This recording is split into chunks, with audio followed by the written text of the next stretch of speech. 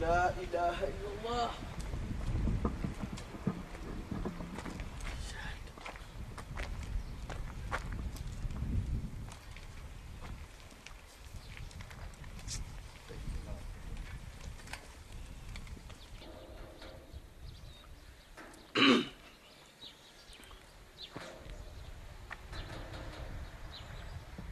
waaw Cheikh Ndiaye.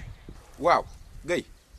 waaw foo nekk nii yow. waaw man nag dama am liggéey nii fu mu toll nii fa laa jëm nii. déedéet nekkuma kër ga maa ngi nii damay liggéey nii. ah da nga am liggéey. mais c'est sûr que nekkoo sa kër. yow nekkoo sa kër. dem nga sa bërëbu liggéeyukaay. waaw yow man nekkuma sama kër maa ngi nii di dem place ba ngay insister looy insister.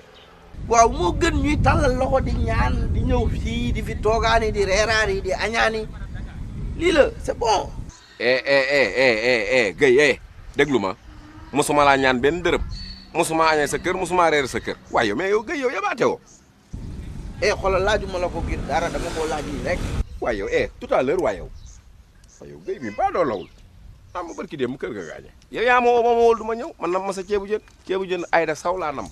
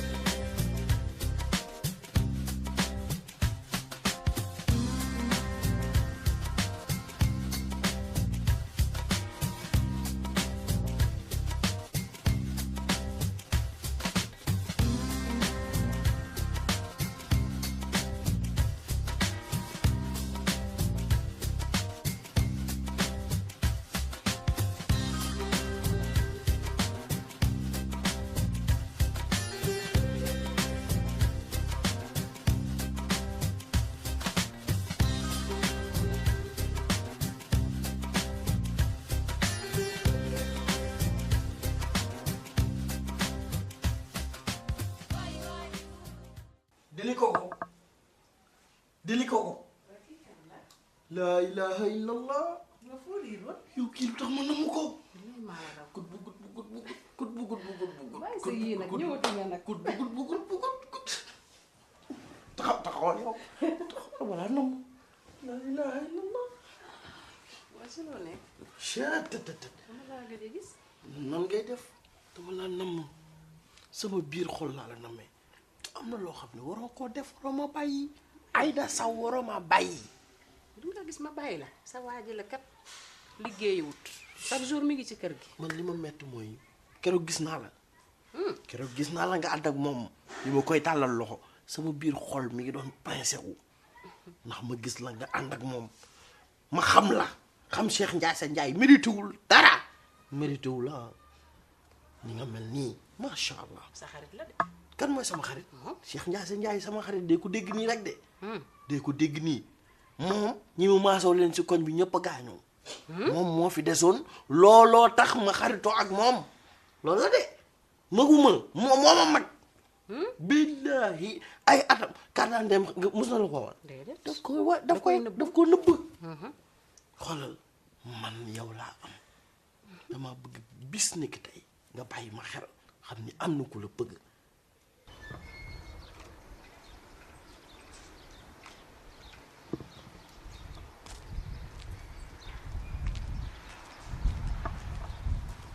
waa chéri. waaw sa place laa doon dem.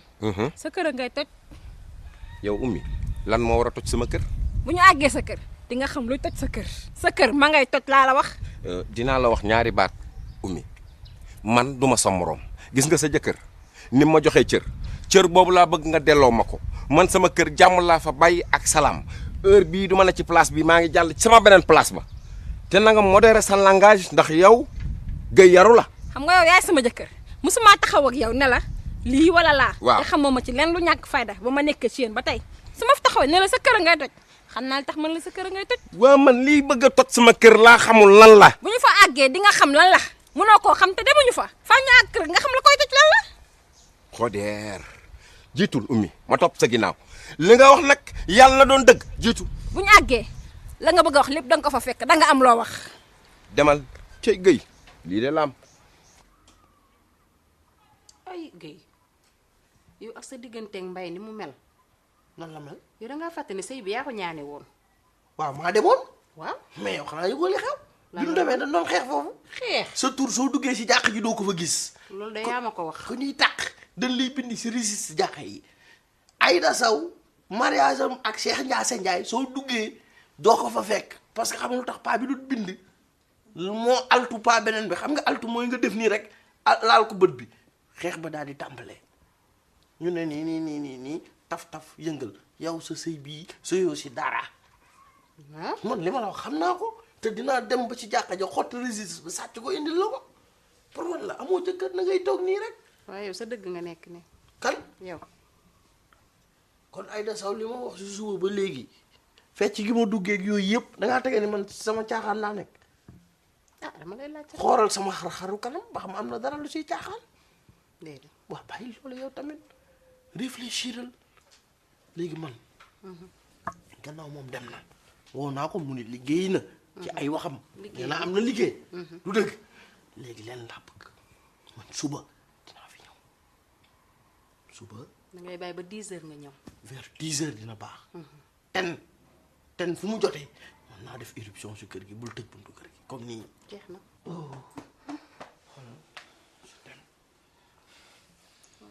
du ma toog gun daj rabax carabax gi daj gun moom lay demee gun man yaa may faj. gun rabax carabax. taxawal gis nga boo duggee ci biir lii leer lépp a ngi ci biir.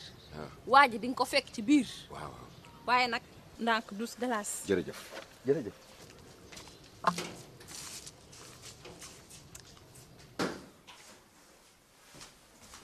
yow ana ki nekk ay waaye lan moo xew. ay waaye yow mbay lu xew. wuy ma ana ki dugg fii ci biir kër gi moom laa bëgg a xam. yow da ngaa gis ku fi dugg yow fekkoon ma toog fii yow lan nga ma bëgg a jiiñ yow. yow ci suba ba léegi yaa ngi fii toog. fii de ci suba ba léegi fii laa toog nekk ci sama téléphone. Aïda Sow sama xarit nga musa dugg man musuma def lu ma metti. yow mbay lan nga ma bëgg a jiiñ yow. Aïda Sow kuy mbay. waa mbay moo ma doon seet. fii yaa fi gis mbay yow. waa yow loo may wooyee mbay Cheikh Ndiasse Ndiaye sa jëkkër nga naan ma mbay mais lan moo tax nga naan ma mbay moo fi duggoon xoolal Aïda Sow bu fekkee dafa am ku fi duggoon ko wax ma. fii kenn dugg fii man kese maa fi nekk yow du man dugg fi nga duggee fi nga ma fekk ma toog. Aïda Sow damaa ci bëgg sama yaram neexul bu fekkee daa ku fi dugg wax ma ko. fii kenn dugg fi yow tamit. kenn dugg fi kenn dugg fii. dama fiir dafa nii ma xool dëgg la kay kenn dugg fi ay toogal daal ma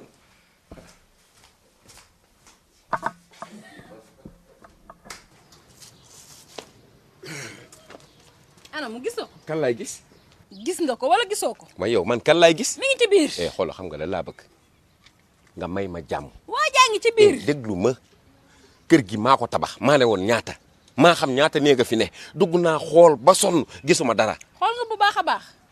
xool nga ci salle de bain. xoola xam nga nag la laa bëgg yow nga déglu ma gis nga yow film bi ci suba ba léegi yaa ngi koy topp munul sotti chef de bande baa ngi nekk bàyyi ma finir film bi gis nga bu ma rasul woon sa jëkkër. mi ngi ci biir waaye yow doo ma déglu mais yéen daal nii ngeen mel yéen daal femme sénégalaise yenn jigéen ñi yéen a tax ñu jigéen ñu baax ñi toog seen coin ñu laaxaale leen. yow waaye doo yow doo noppi yow doo waxkatu dëgg yow da ngaa ñàkk kersa ñàkk sutura nit ñi toog seen kër di toppatoo seen jëkkër yi ngay wër mi ngi fii ak mi ngi fee mi ngi fële ah yow rajo sociaux yi sax yaa leen raw yow da nga bon ah noppil chargeur rek nga may saf. loolu ba léegi nga déglu ma chargeur nga may saf laa la wax téléphone bu ne mën nga ko charger. pourtant mi noppil jàllal ni nga dem. pourtant waaye yow waaye xoolal wuy ma bul gersu demal demal demal pourtant waaye yow bëgg naa laa la kaay ma laaj la ñu ngi ci biir. waaw mi ngi ci biir man waxatuma mi ngi ci biir yow mosoo woon nekk athlète di daw ok looloo tax kon juum ma demal wa demal da nga gersu ma esen bol ay man ni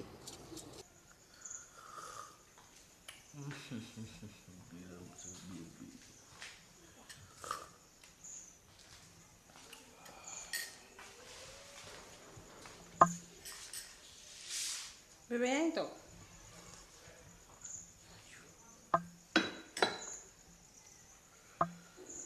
yow foo nekkoon. yow génnoo woon.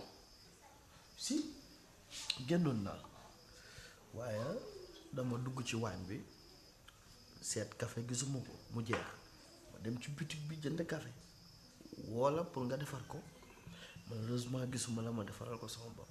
ci boutique bi rek nga yem. bien sûr. génn jënd café ñëwaat demoo fenn. t'es sûr. lan la li ngay wax lan la tu fais allusion à quoi. c'est juste une question. mais sa question bi dafa profond su ma la bàyyee nga xóot lan la. ok. ah non arrêtez. kuy naan di nëbb boo jengee fee. lan naan lan mooy naan kan mooy naan te naan café nekk fii. demoo fenn. waaw. baax na. Oumy lu fi indi wax jooju. mu lay wax rek lu taw a xam. waaw. dafa yàggul. ok kaay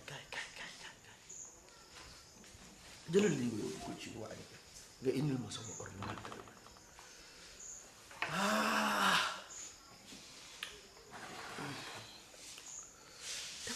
demal indil ma ordinateur ak sa yu ñuul yi nga sol dëgg je l'ai eu.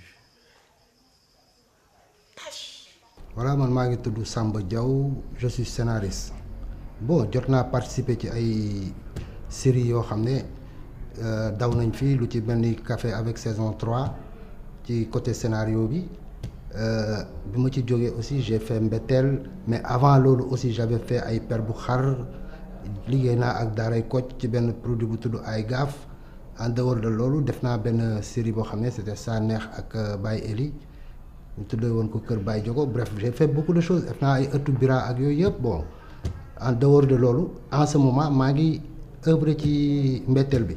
bon en fait production yi boo xoolee contenu yi parce que ñu ci bari série yi li leen di nax série course de fond la quand tu triches avec le scénario day feeñ parce que loolu moom c'est évident parce que sur une longue distance xel mi ngay génne.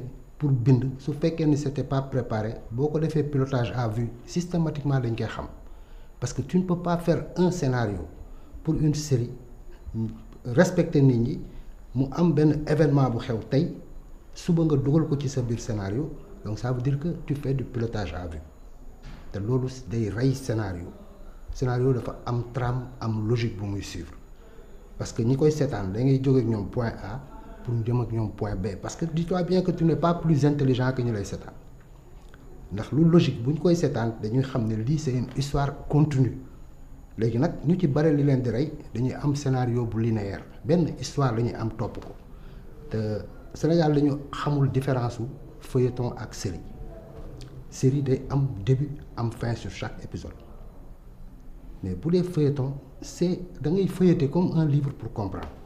Parce que la différence qu'il y a entre livre booy lire ak scénario booy lire c'est que scénario livre da nga koy lire mais scénario dañ ko war a gis donc yow quand tu écris pour le réalisateur moom ngay teg sa loxo ci scénario bi mu découper ko techniquement dépouiller ko ne man yoon bii nga jël pour jéem marcheter leen man choisiruma yoon boobu je préfère faire un contournement ñu bari xamuñu loolu.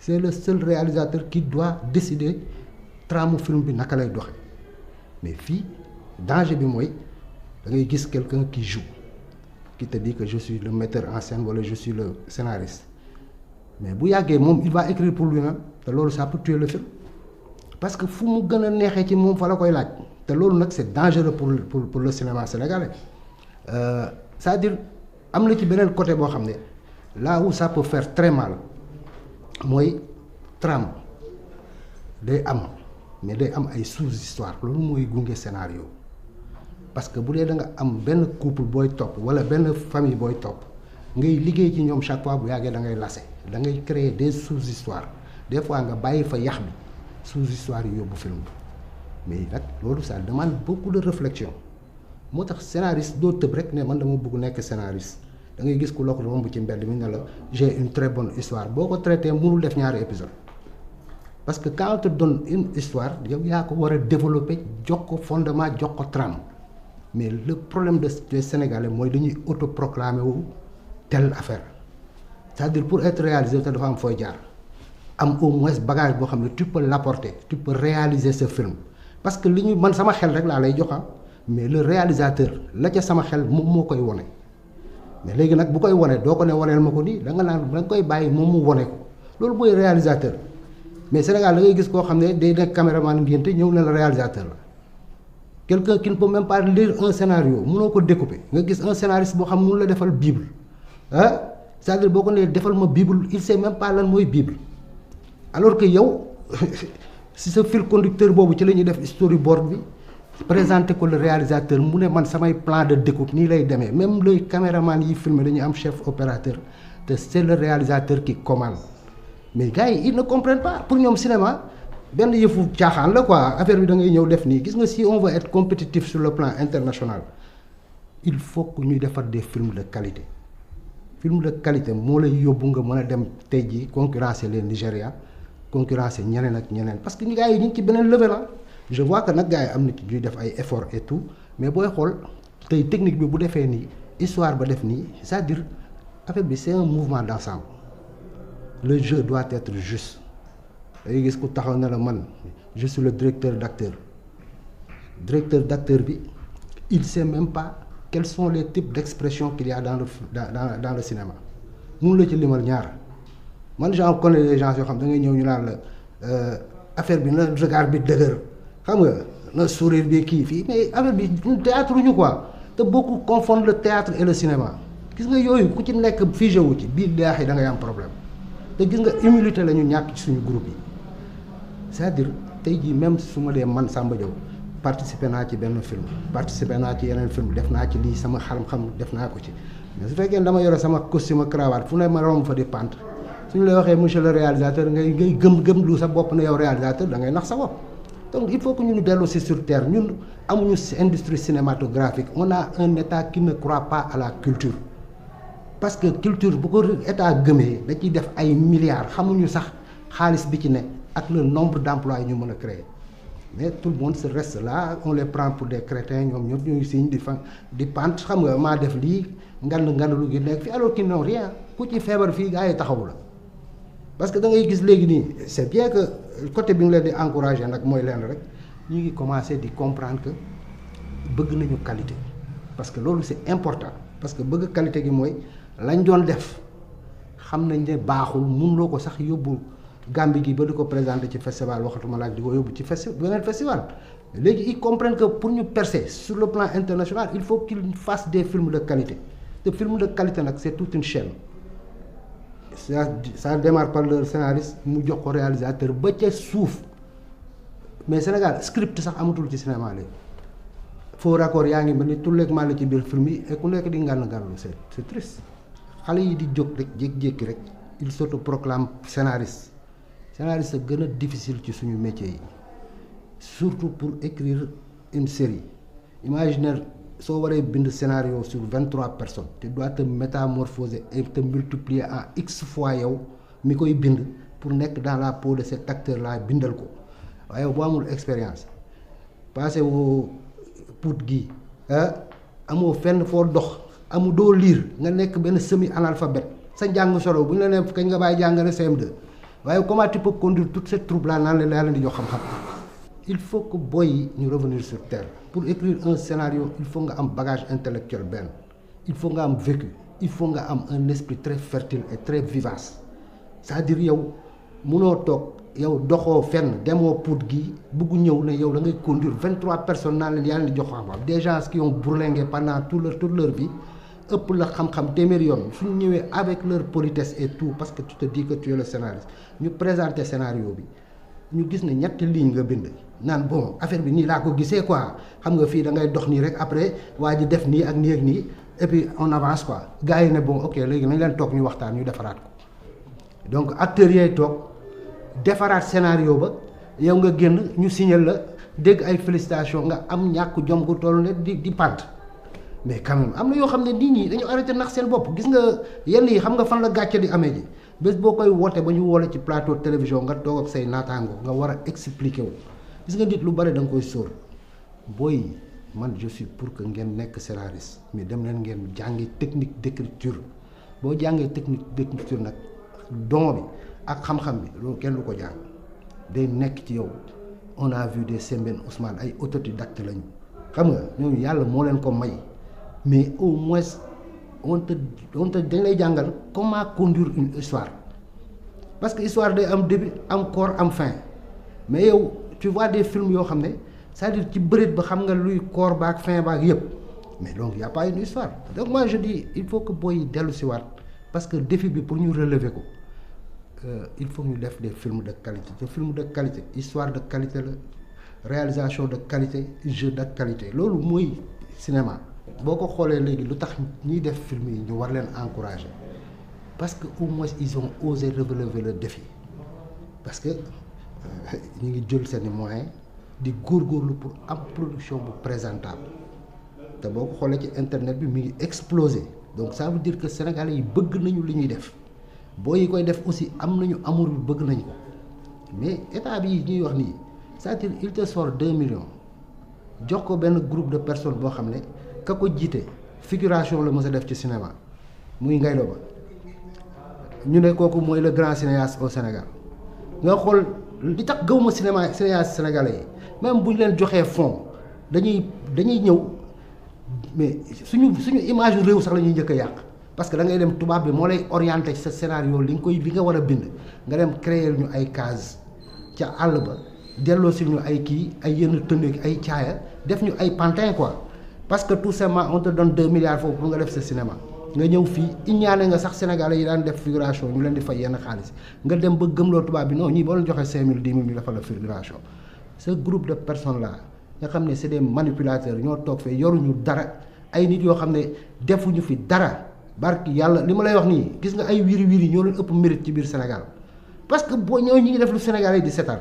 seetlul cinéma Sénégal fii depuis ci 20 ans yi passé à part film Sembène yi ak quelques rares films yu fi tableau ferraille yi daaray Kocc leen daan dóor les mardis laa la wax daaray Kocc yi ñëw def film dóor leen parce que il faisait la même chose que daaray Kocc benn niveau la ñu amoon mooy qualité d'image jeu d'acteur loolu kese lañ leen ëppalewul mais soo xoolee li ñuy wax théâtre fii Sénégal ñoom loolu lañ lay defal amul benn différence amuñu esprit buy innové amuñu dara léegi nag seen FOPICA boobu ñu jël 2 milliards jox leen ko ñoom pour justifier ko dañuy fekk ku am scénario semblant de scénario sax ñu jox ko benn 40 millions yow mi fi nekk pendant 2 ans di yëngatu ñu waroon la fi fekk xool wiiri xool ay mbetteel ak ay yenn film yiy daw mais ñu jël leen jox leen ci xaalis bi ne leen kat dañ leen di jàppale mais fii lan nga fi gis ci série yi fiy daw waaye Pod et Marichou bi rek nga fi gis moom moo fi jot kii kooku daf ñoo gën day wala daf ñoo gën bàyyi ñëw fekk ñu fi bërki démb ñëw nga koy jox xaalis xëy na dafa am deal bu ci am bopp mais seetlul ñi gérer affaire bi billaay wallaay talaay amul kenn ku ci mës a nekk acteur second rôle ci film ñoom ñëpp catégorie bi nga leen di lancer mooy figuration simple ak figuration intelligente point donc ces gens là ñoom ñooy conduire le cinéma sénégalais waaw moo tax it dañ dem si réew moo xam ne yow da nga ne ñiy def cinéma ñi ngi leen di financer amul salle de cinéma waaye ñuy def cinéma bu ñu defee cinéma pare fu ñu koy seetaane waaw dañuy dem yóbbu ko yeneen dëkk pour ñu seetaan ko ñun réew mi ñu jox leen suñu xaalis ñu def ay film bu ñu nee Maroc dañuy dem festival benn espèce région foofu def fa benn festival ñoom ñëpp ñu lonkoo kaalawu Sembène boobu yore kaan di dof lu suñu kaw mais ñii il faut ñu may ñu jàmm quoi bàyyi nit ñi ñu liggéey non sérieusement non li may tàggatoo daal mooy booy gëm nañu affaire bi ñun am na nag yuy ñëw yoo xam ne on va essayer de relever le défi parce que on va pas rester là à croiser les bras di jooy dañuy liggéey te dinañ leen wan ne ñoom mënuñu ñun ñoo mën parce que tamit on a des équipes jeunes fii mag ñi fi nekk am nañ ci mag yoo xam ne bëgg nañu liggéey ak xale yi am nañu assez d'expérience pour loolu il faut que ñu mag yooyu tamit bu ñu ñëwee ñu nangu ne xam ne ñun suñu gis-gis ak gisu booy yi bokkul si on veut entrer dans la modernité nañu métisser l'expérience et la modernité jege xale yi bàyyi leen ñu conduire loolu mooy affaire bi